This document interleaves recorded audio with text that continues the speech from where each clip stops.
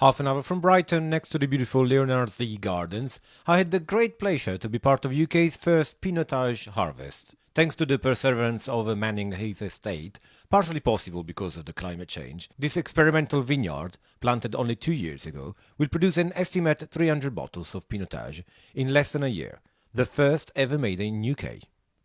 I met with the men behind the vines to find out more. Today has really been an exciting day for us. Absolutely, the first Pinotage harvested in the UK. These are only 2 years old, so it's a very small crop, and it's really in the trial phase. But we are super excited because we've actually managed to achieve really good sugars this year. We have had a fantastic growing season. So we have 46 acres planted across 2 properties, Mannings Heath Golf and Wine Estate and Leonardslee Lakes and Gardens. 2 properties that are owned by Penny Streeter. She has a vineyard in South Africa called Benguela Cove. They have 70 hectares of vines. We hope to produce around 75 to 100,000 bottles of sparkling wine in the next few years. I come from a wine background. I've been involved in building 2 brands over my career. And I've just recently landed here a year and a half ago to take on this project for Penny, and really excited about it and build a new brand and a brand that we can really be proud of. How can you adapt your knowledge with the UK weather? I've got to be honest, I've been in viticulture for close on 30 years and it is completely different here. It's hugely challenging, but that's one of the reasons why I'm here. I wanted a new challenge and I wanted to learn how to farm with real cool climate grapes. And then on the other side of it is, I think, I have an absolute belief that we will produce world-class sparkling wine here in the UK, and we will develop UK brand as being the world's best sparkling wine, which will be a huge accolade. Do you think climate change has a little bit to say on this? Climate change is the reason why we are able to stand in this vineyard, to be honest.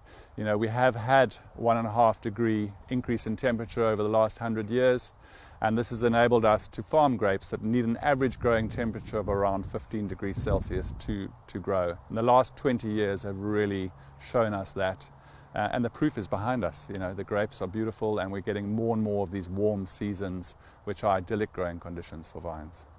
So what do you expect from the first harvest here? First harvest is small. We've produced only 10 tons across the 2 properties, so just really trial phase, as I said. We'll do around 6,500 bottles of sparkling wine. And this little Pinotage vineyard that you've enjoyed harvesting today, we hope to make 1 barrel, which will eventually give us 300 bottles of wine. What about the soil? What kind of soil is you guys growing on? Well, traditionally in the UK, a lot of vines are planted on chalk. Our 2 properties, we're actually planted on clay, which on years like this has really worked for us because dry years, we've got that wonderful water retention in our clays and enables us to keep our vines' leaves looking healthy throughout the dry summer. The first Pinotage ever made in UK, how did you come up with the idea of even make this possible? Did you predict the future? That's a really good question. This was really, I can't take credit for that. This is the brainchild of our South African cellar master, Johan Fourie, who's involved with all our UK project as well. And he's farmed Pinotage in South Africa successfully. He's made great wines from it. And it's a grape that traditionally has thicker skins, so it's a little bit more resistant to diseases and rot.